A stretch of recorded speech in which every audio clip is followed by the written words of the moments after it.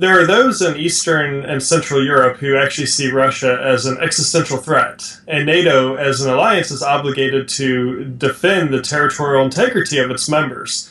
So these exercises do a number of things. First, they provide reassurance to the members of NATO that the alliance is actually there to protect them. The exercises also help with interoperability between the different nations that are in NATO, so in the events that they have to go to war, they can actually fight together on the battlefield. And finally, it offers a deterrence to Russia. It tries to show Russia that NATO is serious when it comes to the defense of these countries and that they're training for any contingency.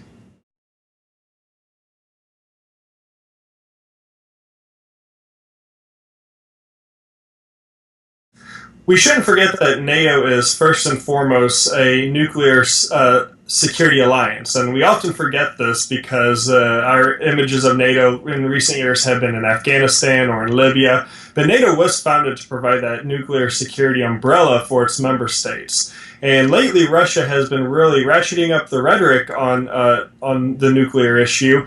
Putin recently announcing 40 new ICBMs that will be put into operation. There's talk about nuclear weapons being sent to Crimea. There's been this long-standing myth about nuclear weapons being positioned in the Russian exclave of Kaliningrad. And the biggest threat that we have right now is not from a nuclear war, but it's for a small misunderstanding that could spiral out of control and perhaps lead tragically to a nuclear war.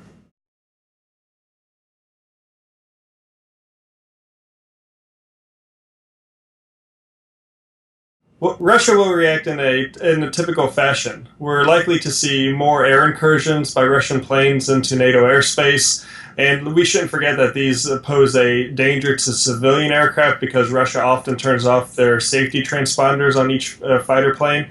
And we'll see more rhetoric coming from Russia. We'll see more. We'll see the heat turned up in eastern Ukraine probably.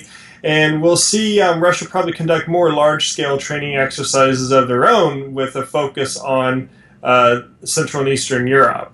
But we should not forget that NATO is a defensive security alliance, and as long as Russia has no plans to attack a NATO member, they should not fear anything from these NATO training exercises.